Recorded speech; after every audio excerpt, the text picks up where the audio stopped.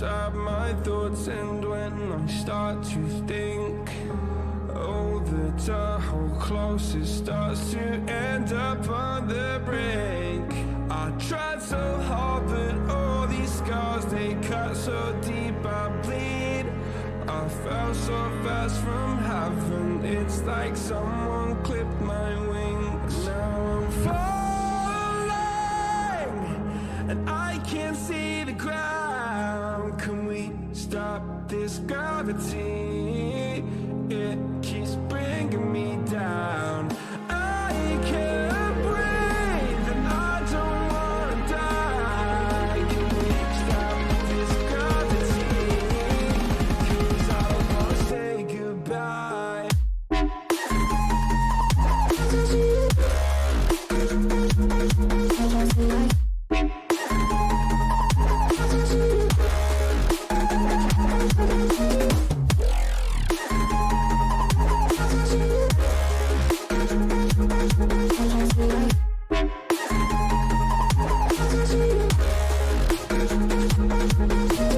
I forgive the pain you gave to me so long ago.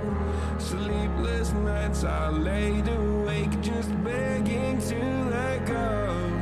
I almost got to suicidal thoughts, but you stepped in. An angel sent from heaven showed me how to live again. Now I'm falling, and I can't see the ground. Can we stop this gravity? It keeps bringing me down.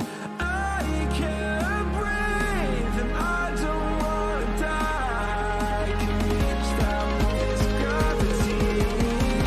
'Cause I don't wanna say goodbye.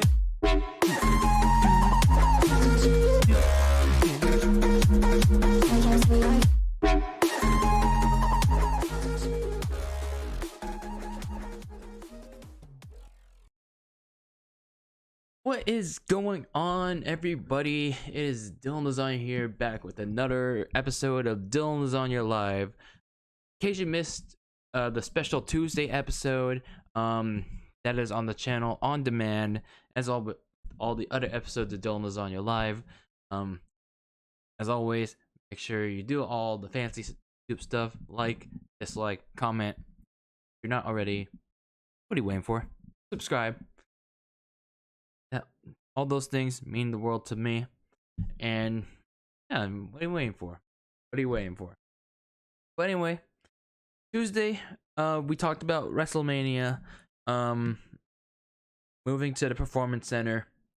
We have a little more follow-up to that in this week's random tidbit.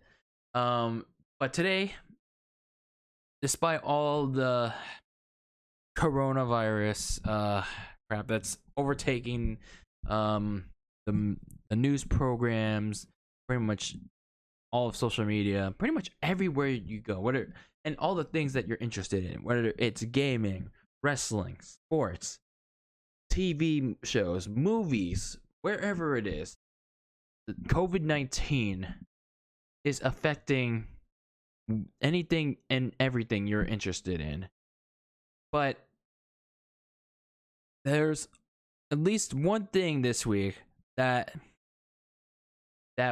entertained and something positive happened, and that was the NFL free agency, which is still ongoing, of course, and I'm excited to talk about it. Obviously, I'm not going to talk about every move that happened during this free agency period, which obviously is still happening. I'm just going to be talking about the big move, the really big moves that's going on right now during the 2020 NFL free agency period. So we're gonna get into that in today's show, but first we're gonna get into this week's random tidbit. We've been holding out on that segment for the last 2 shows now. I think last 3 actually, but we're gonna return to that because we have more news about WrestleMania at the Performance Center.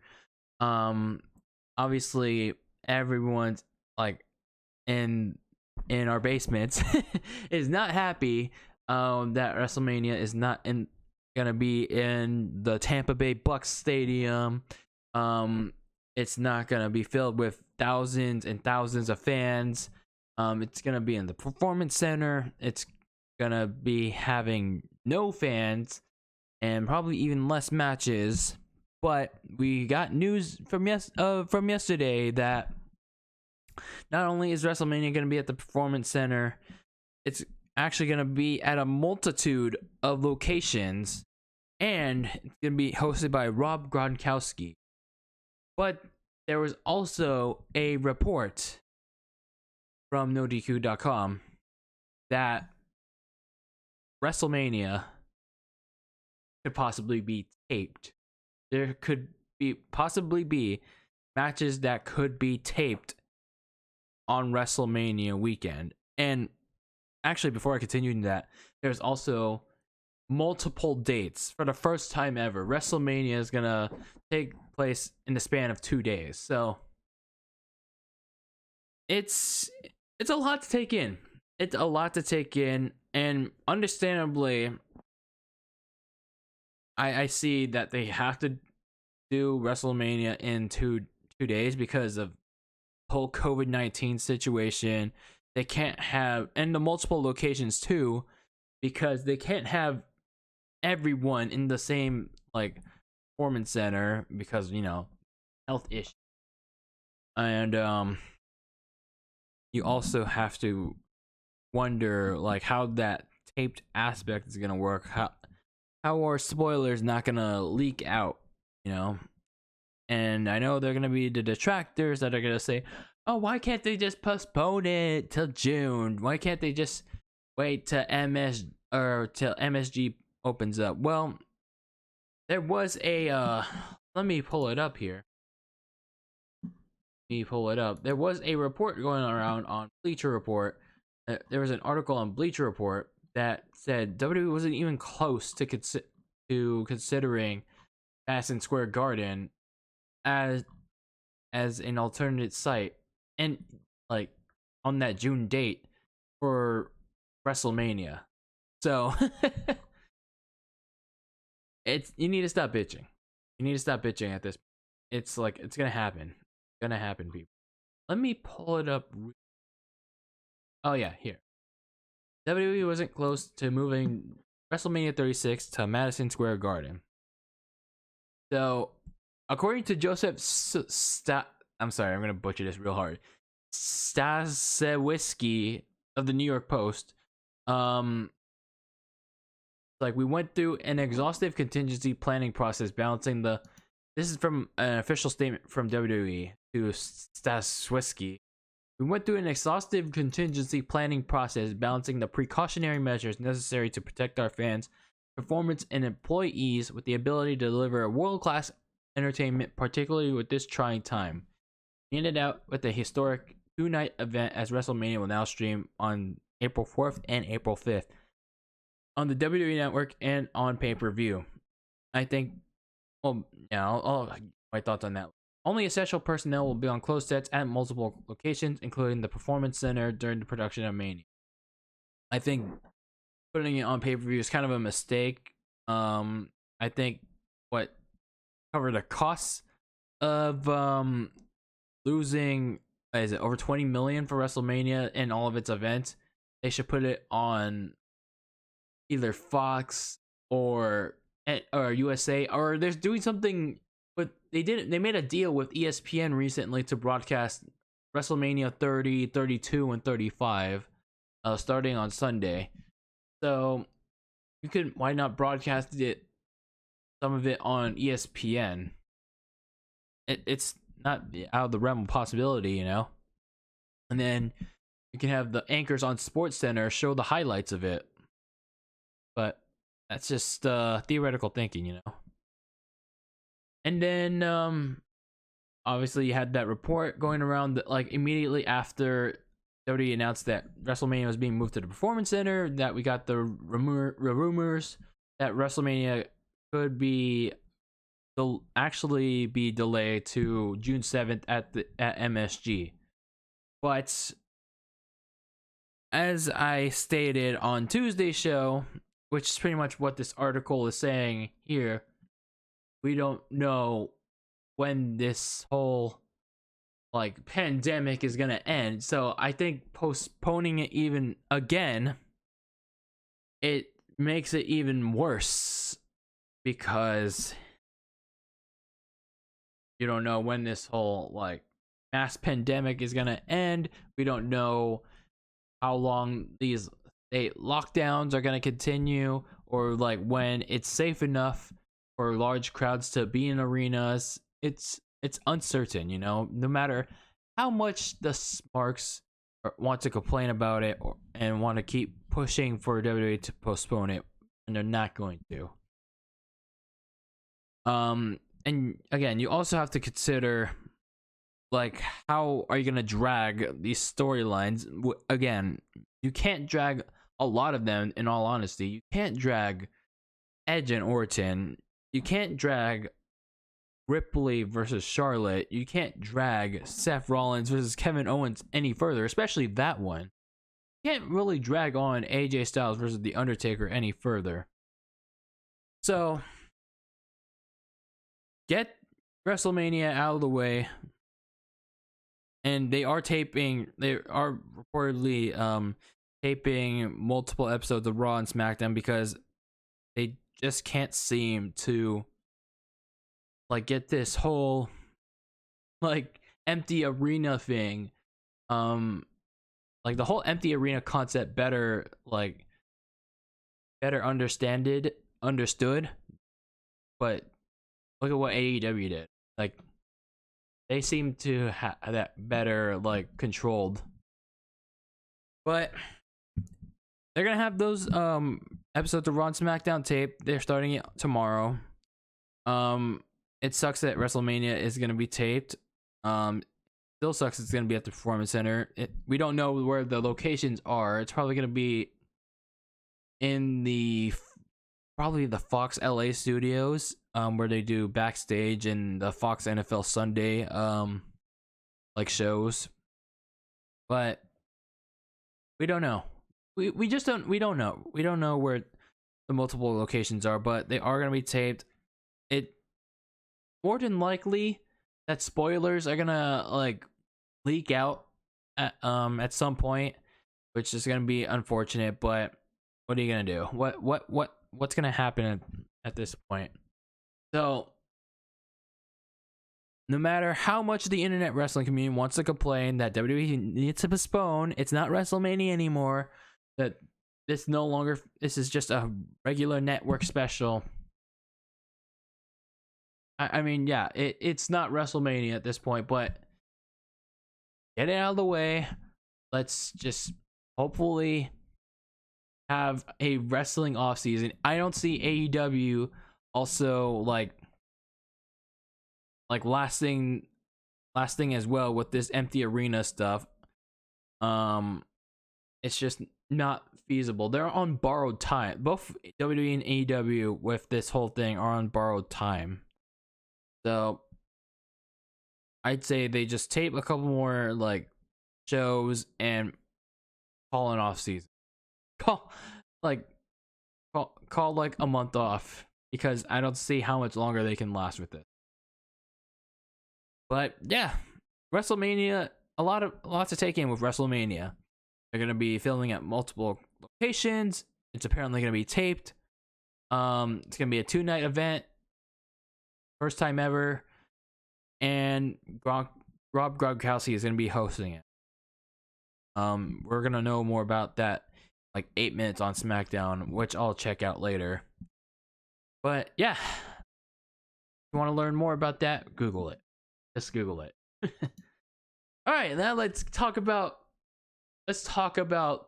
free agency. The NFL free agency period started on Wednesday, but the free agents, players that were free agents, were able to negotiate with other teams or their current teams on Monday. And I have to say it has been, as a fan, I'm not like one of those hardcore NFL fans. I just like follow NFL, see all the interesting things that happen in the league. Of course, I see what happens with Niners and all that stuff. But man, a lot of shit has happened after day one. Even after day one, there's a lot of shit happening. So let's start with the big trade that kicked things off for this free agency. You had suddenly and shockingly the Houston Texans trading their star wide receiver DeAndre Hopkins to the Arizona Cardinals for David Johnson, the running back for the Cardinals, and a 2020 second round pick and a 2021 fourth rounder. Wow. Just wow. I honestly don't know, man. Like what were the Texans thinking? Like, oh, I know. They weren't. They weren't. They were not thinking at all here. It's crazy, you know. It's crazy to believe that the Texans gave away DeAndre Hopkins and got in return a bag of peanuts. Because if you recall, David Johnson lost his starting position to Kenyon Drake last season. Ah, man. And now they're taking, like, even like the Cardinals aren't taking any salary, like they aren't taking any money from DeAndre Hopkins' contract. The Houston Texans are still paying that thing off. And I guess the Texans didn't want to pay Hopkins when the time came, but they still got to take on his contract. But I don't know. And this sucks for Deshaun Watson. This sucks for him, you know. It's like, first he didn't have an offensive line. Now he doesn't have a receiver. He doesn't have his number one receiver anymore, which is very unfortunate. And I know he has like another year or two left in Houston, but I don't see why he would want to stay there at this point. Then Cardinals obviously are in the same division as the Niners, but I think even with the big move that I'm going to talk about later, the Cardinals, I think, are the big winners right now, given that Kyler Murray doesn't regress. It's like, again, you trade away the bag of peanuts that is David Johnson and two, all right, middle of the pack draft picks for DeAndre Hopkins. It's like DeAndre Hopkins, Larry Fitzgerald, and Kyler Murray. That's a dynamic duo or dynamic trio. And hold on.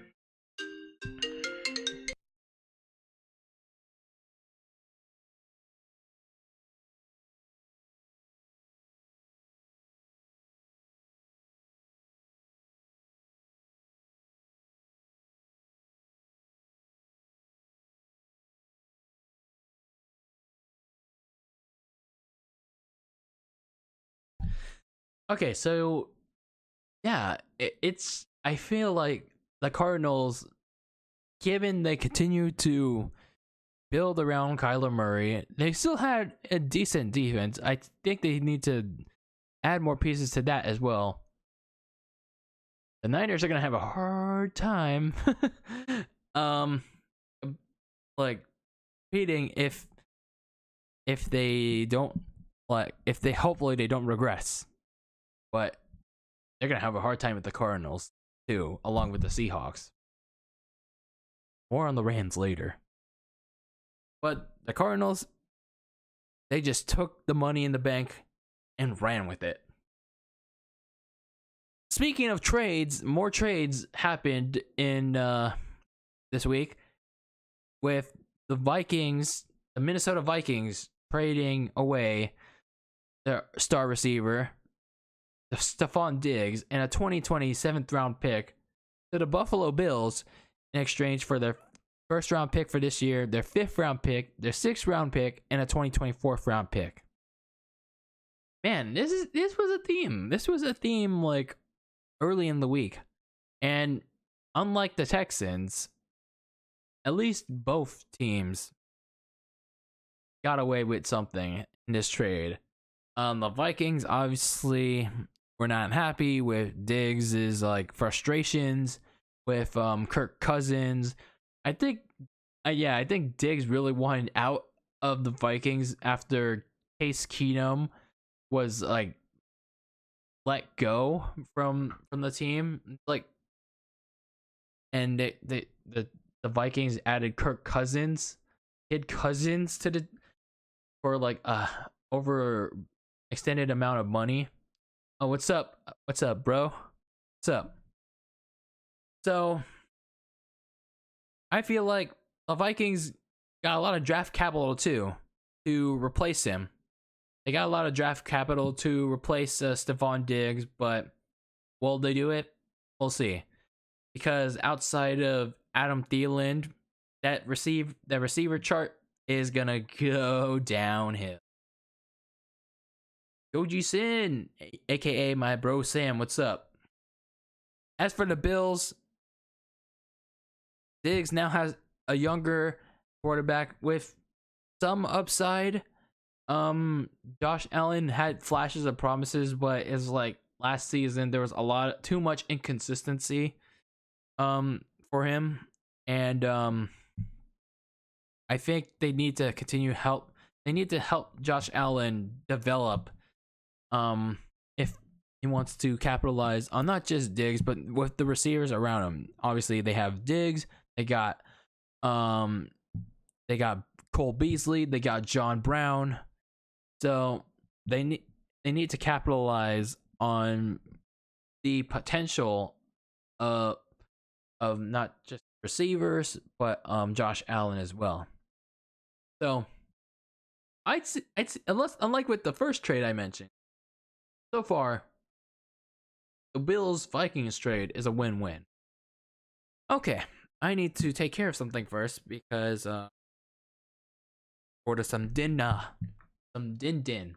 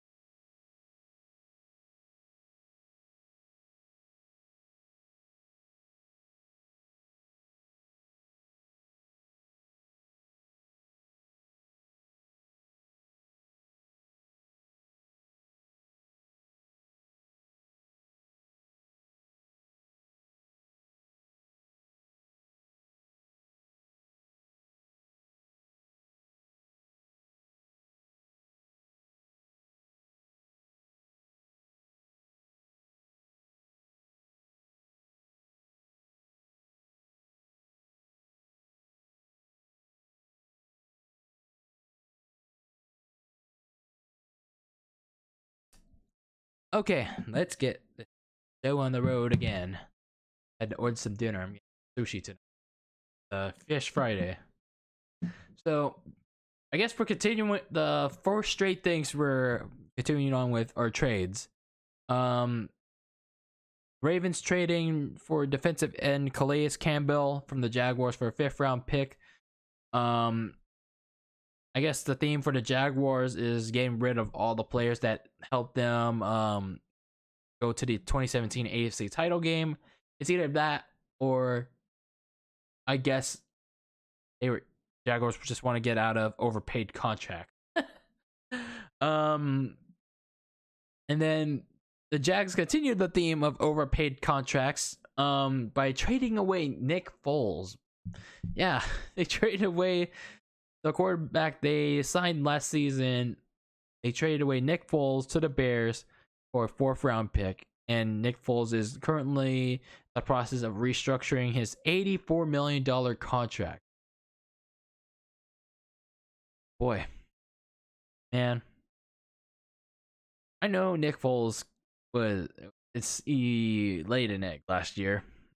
But come on, man. It's like he was 2 years removed from winning the Super Bowl MVP, and he even helped the team. He helped the Eagles advance to semifinals in the following year before they lost to the Saints. But I guess the Bears just got really desperate to move on from Trubisky. So I don't know. I don't think Foles is the answer to that. And I don't know. I feel like with all their moves they're making to help Nick Foles, it's not good either. For example, they signed Jimmy Graham to a 2-year deal. And he didn't do that great as well in Green Bay. So whoever the GM is, what are you doing? And if you continue to make moves like this, I don't see you lasting the upcoming season. Maybe even less. I don't see you lasting that long, bro. So now we get into the big stuff here. The Panthers, the Carolina Panthers, they signed Teddy Bridgewater away from the Saints. Obviously, again, he's the Saints' backup QB. Then he was the Vikings' starting quarterback before he got hurt. He signed for a 3-year, $63 million deal. And, I think this is indication that the Panthers are moving on from Cam Newton, and who's just couldn't stay healthy. I guess he had problems with his shoulder, following his 2015 MVP season, and yes, Panthers just wanted a fresh start. They were just done with Newton halting their progress with his injuries. And I'll say this, Kyle Allen is not the answer to their quarterback issue. And for Bridgewater, I guess the 5 or 7 starts during the time Drew Brees was injured last season was enough to warrant a somewhat large contract. But at least it's not Kirk Cousins money. At least it's not Kirk Cousins money. But he's going to have to prove that he earned that money in a Matt Rule system.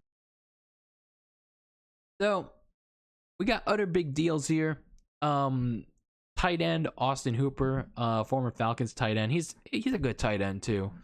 He signed a 4-year deal with the Cleveland Clowns. The deal made him the highest paid tight end in football.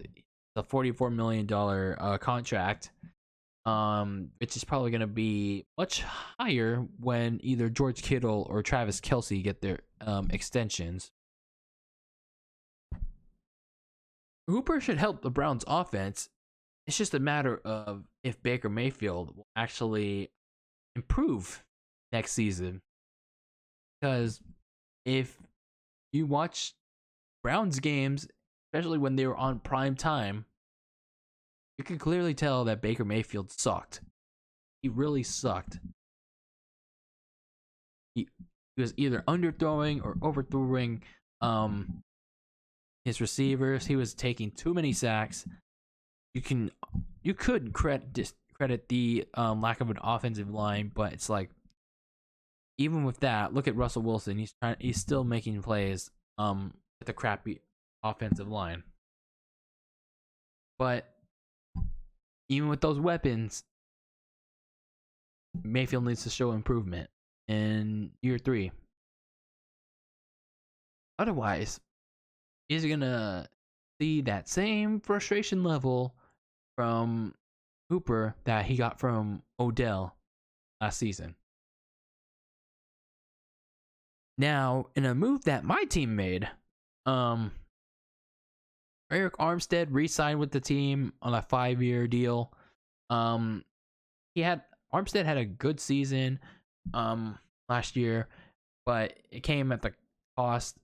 Re-signing Armstead came at the cost of Buckner, because it's like Buckner only missed one start throughout his whole tenure with the Niners, so it was gonna be very hard to keep both. So what we did was trade away DeForest Buckner to the Colts for a first-round pick, the 13th pick to be exact, in this year's draft. So we didn't have any picks this year after the first round. So I guess trading him to the Colts, Buckner is a great player and he's a great person. And it sucks that he's gone, but it also helps the Colts too. And it'll help us once we find the right player. Then we had one of the most, I don't know, should I say surprising, unsurprising moves of the free agency period is Todd Gurley being released. The lead running back for the Rams. He was released by the Rams. Now, if for all the First Take or the Undisputed viewers, it's like, you know that Todd Gurley has had knee issues. It was like he was having problems with the knee in the lead up to the Super Bowl 53, and in the aftermath of it, because of that, it became clear that the Rams wanted no part of it any longer, and he was becoming more of a hindrance than a winning player. So they were like, okay, we clearly overpaid this dude, and we're just like, you know what, you're gone. But it's just like they still gotta take on a good chunk of his contract. And they only saved good 3 to 5 million or cap space. So Todd Gurley's gone. He recently signed with the Falcons on a 1-year prove it deal. So we'll see if Gurley will survive with the Falcons. But the problem for the Rams is still Jared Goff, who completely sucked after the Super Bowl loss. And it's like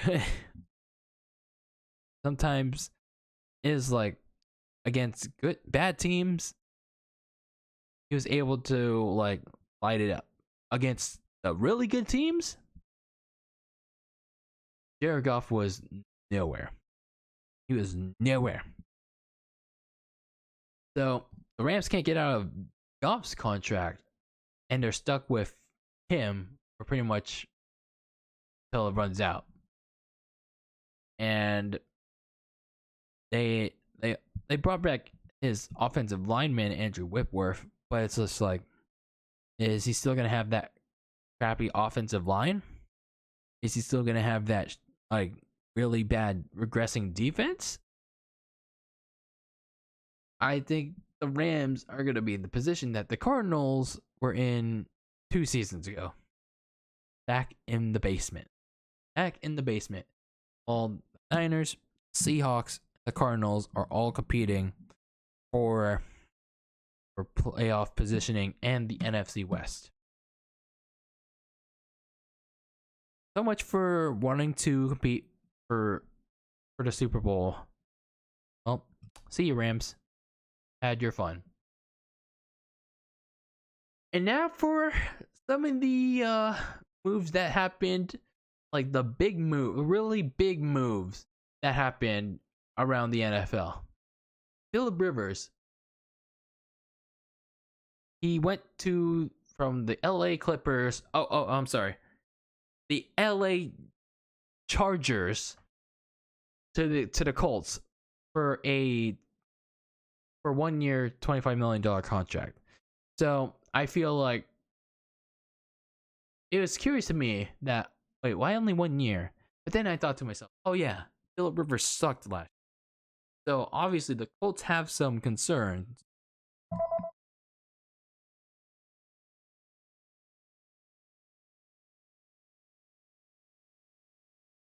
Speaking of Los Angeles, someone tried to call Los Angeles. Nope. Screw you. Put you on mute. So pretty much, I guess the Colts decided that, all right, Jacoby Brissett, he only worked out for like a good quarter of the season, and now he's just a piece of trailer park trash. He is gone. Even though he's technically on the team, but I guess he's the backup now. So they signed Phillip Rivers to a 1-year deal to like prove he could still like play the game of football. But it's like, I guess the Colts still have to find a successor for Rivers in the event that Rivers is not the short-term answer at quarterback. Because it's like, well, look at the last season, and heck, even some spurts of the season before that. I feel like even if Phillip Rivers performed the same way as last season, it's not a bad move. I mean, the Colts will have to just. We'll just have to have another quarterback plan ready in the event that, well, Phillip Rivers didn't work. Here's plan B, and plan C, and plan D, and plan E.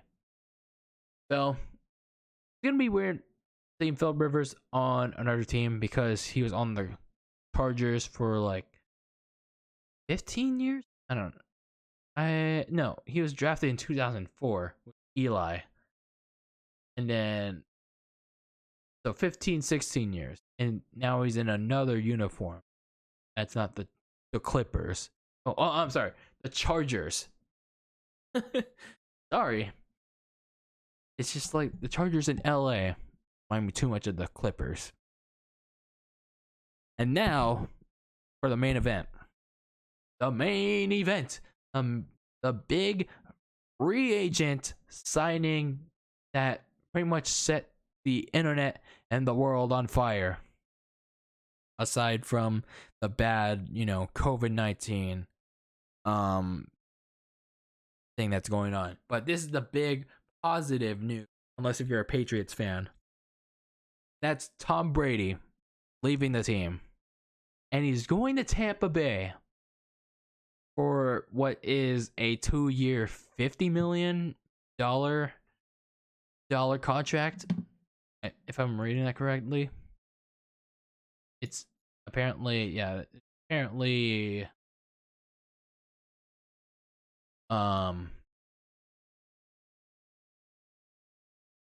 it's 2 years, $50 million, so 25 million a year. And Tampa Bay can't franchise tag or even trade him. Wow. That's a lot of terms in that contract. So wow. It's like I'm not surprised that Brady left, but it's just like kind of surreal that Tom Brady is gonna be on another team. It's like Michael Jordan on the Washington Wizards. It's like Brett Favre on the Minnesota Vikings. It's like it would be like John Cena in All Elite Wrestling if that actually happened. But it's so surreal. It's very surreal. I mean, I'm not a Brady fan by stretch of the, but it's like this is gonna be crazy. He's now in a different. Obviously, he's in a different conference and in a different uniform. But you have to look at it this way: the window for the Tampa Bay Bucs to win a Super Bowl is very narrow. Like, I don't know how many years Brady has left. Just look at last season and a little bit of the year before it. It's like Brady regressed. Attribute the lack of receivers he had in New England out besides Julian Edelman. Like, besides Julian Edelman, Brady had nothing, which allowed the opposing defenses to lock down Edelman and pretty much pick on a bunch of nobodies, and allowed the opposing defenses to pick off Brady many times, including several pick sixes like late in the season.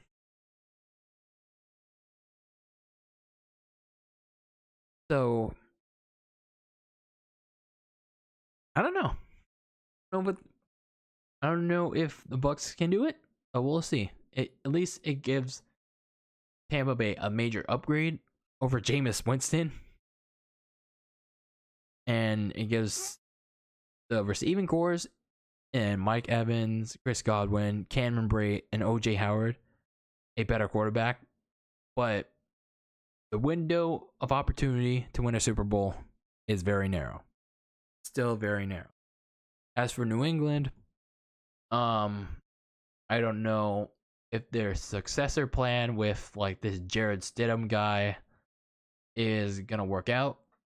So I think they might be desperate to get a veteran like quarterback, like let's say Cam Newton or Andy Dalton, try to trade for one of those guys, because they might not be sure of Stidham, but Bill Belichick will try something.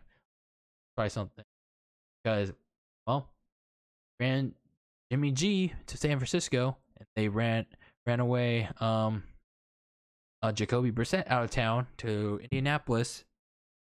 So they got Stidham, and there's no more Tom Brady.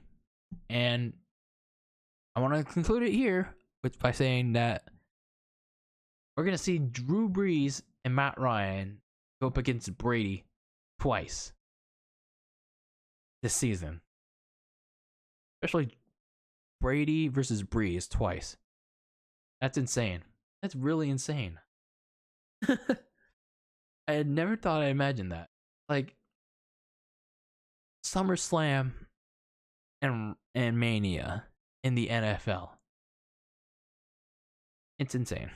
It's insane. So, with these moves, the 2020 season, given that it happens because, COVID,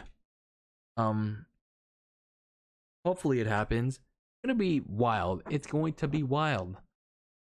I feel like Tom Brady going to Tampa is like LeBron James going to the Lakers in 2018, because both Brady and LeBron were in like the Eastern like conferences. Obviously, Brady's in the AFC. LeBron was in the East. With obviously they were the Eastern conferences for like so long, and now they're in the much more competitive one. Brady being the NFC, LeBron being the West. So Brady is in a much more competitive conference. Teams like the Saints, teams like the Packers, teams like the Niners, teams like the Seahawks, and you got an uprising team, the Cardinals. Then you got, and you somewhat got the Cowboys, I guess, like overachieving Cowboys, but they still got Prescott. And then you also got the Falcons. You got yeah. Oh, you got the Vikings, I guess, but it's like, and that Kirk Cousins is a joke.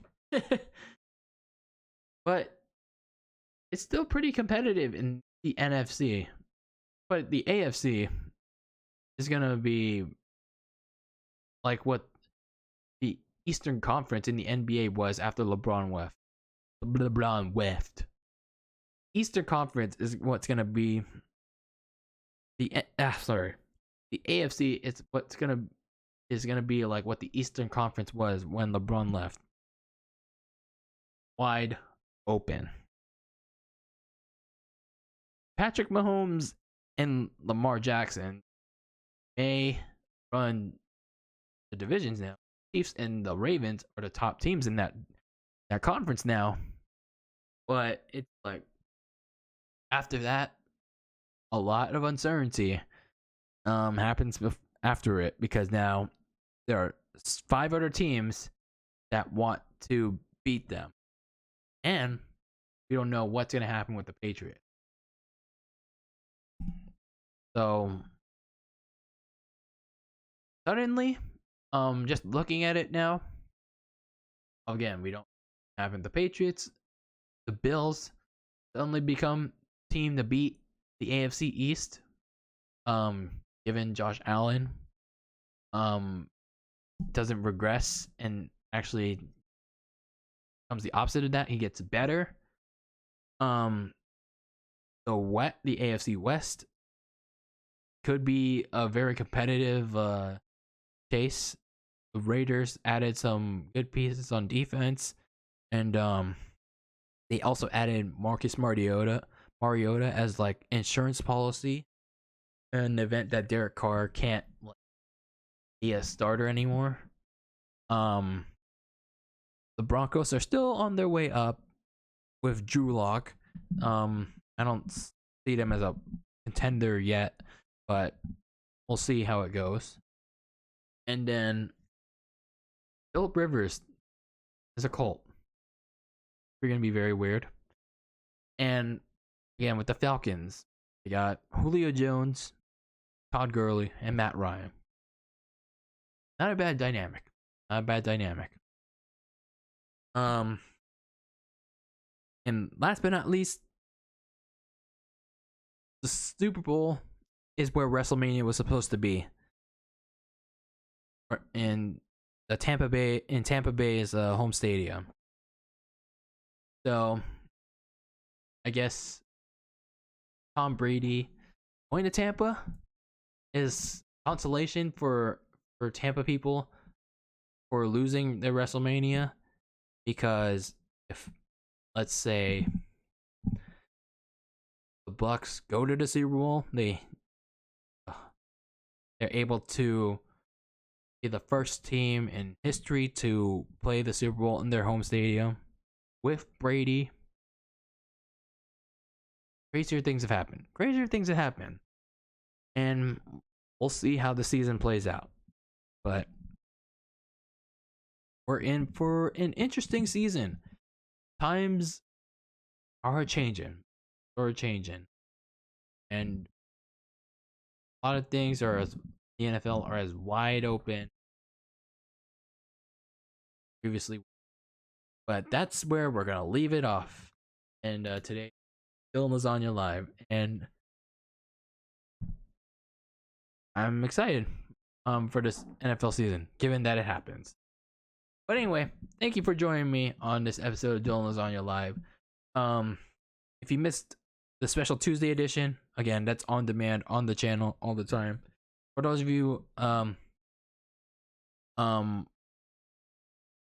watching this live, thank you for joining me. For all of you watching this on demand as well, thank you.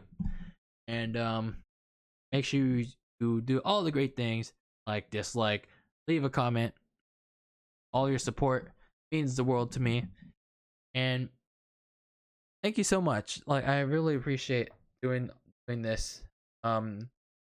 Spite of the what's happening around the world with the pandemic. Um, I really don't want to like address it like any further. Too. Um, I said my piece like last week, so hopefully there's enough topics, happy topics, um, to move past it. But anything can happen. Anything can happen. But anyway, that's it for Dylan Lasagna Live this week. It's gonna be a crazy NFL season, given that it happens. Hopefully next week there'll be that Nintendo Direct that everyone keeps talking about. If that happens, we're gonna be reacting to it, and then we're gonna discuss it on next week's Lasagna Live. All right, everyone, bring it on home. Let's go. After these advertisements, got a Red Bull advertisement playing. Let me know in the comments what your favorite move from free agency was. All right, everyone, always be delicious, and I will see you all next time. Take care, everyone. Out.